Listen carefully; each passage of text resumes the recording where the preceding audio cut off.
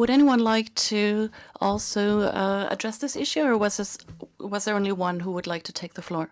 Someone else would like to take the floor? Please, the floor is yours. Hello, my name is Pranav, and I'm from New York City in the United States. In today's world, neglected poverty-related diseases are a big issue, as there are 17 diseases impacting over 1.4 billion people in about 149 different countries.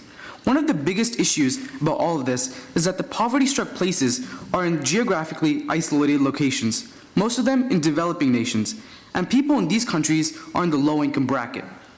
As a result, there's a lack of facilities, staff, and accessibility to vaccinations and other forms of medication. There's also another crucial reason as to why there's a lack of accessibility of these vital things, and that is education. It is evident that in the rural parts of these developing countries, there's an absence of modern scientific education. Education is important, but about 57 million children in the world today do not go to school. That needs to change. The G7 countries need to take the initiative to develop education systems in these developing countries by incentivizing locals to study medical-related topics so that they can make a positive difference in their local community. Lastly, there's a big problem with pharmaceutical companies. In the past 25 years, only 1% of the medicines produced are related to the poverty diseases. This needs to be changed as well. As a solution, the government should subsidize these pharmaceutical companies through monetary funds so that there's a bigger incentive for them and they are not too worried about low profits. Secondly, the patents for these pharmaceutical companies are hurting the industry as well as the developing nations. The patent agencies are not issuing the license to more than one company who produce the same drug, making it a monopolistic economy for that one specific product. As a result, the profit-driven pharmaceutical companies are setting the prices very high. To combat this, there needs to be regulations on the patent issues, making sure there are several substitutes at affordable prices. With all these proposals, it is up to the G7 nations to assist these developing countries and make this world a healthier one. And hopefully you, Chancellor Merkel, can address this at the G7 summit as well. Thank you. Danke.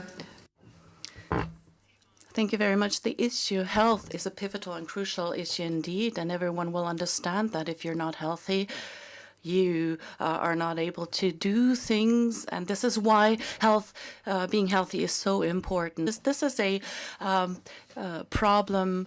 Of course, if such problems arose in industrialized nations, we would have found a solution, but so we haven't found. And since these diseases are not infectious, people in Germany or in Great Britain don't deal with it, but more than 1 billion people are affected, and sometimes it's only the simple things that are needed to alleviate the suffering of these people.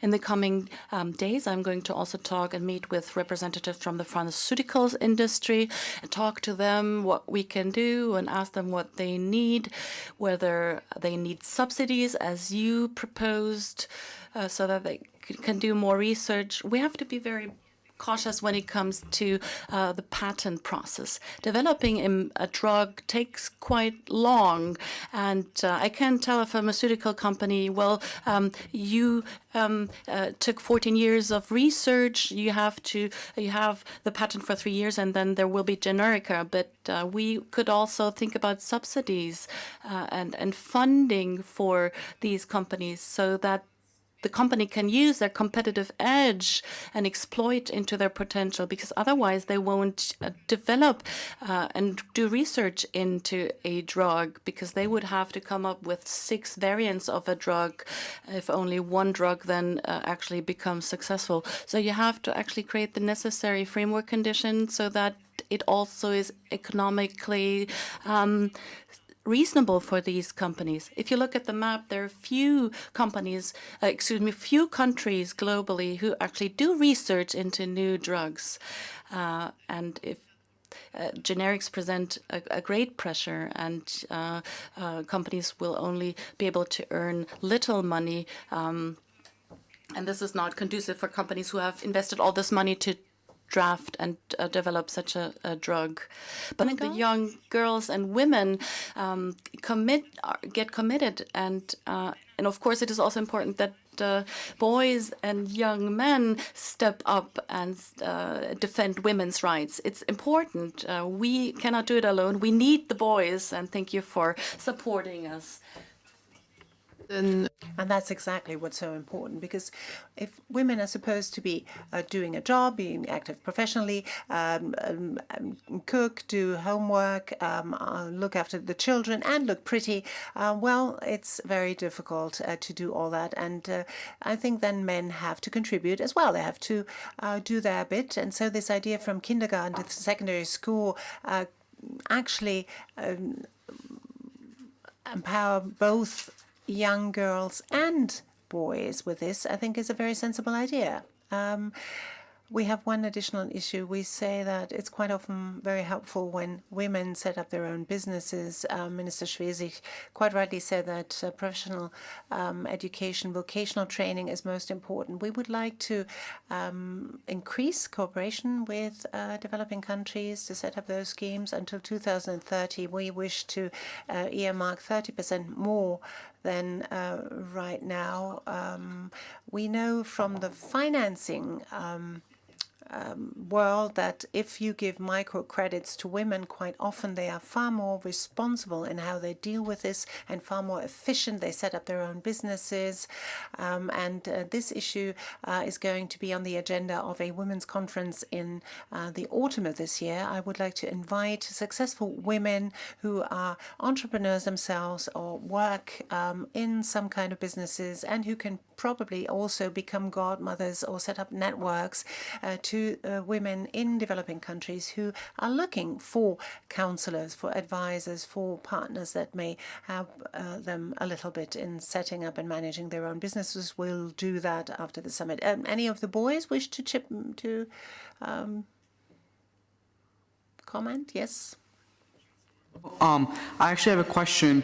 In the United States, I know that a lot of the girls in my school, they look at role models like you or Hillary Clinton, who's big in the United States, because you guys set the standard for girls and kind of give them a vision on what they can actually become.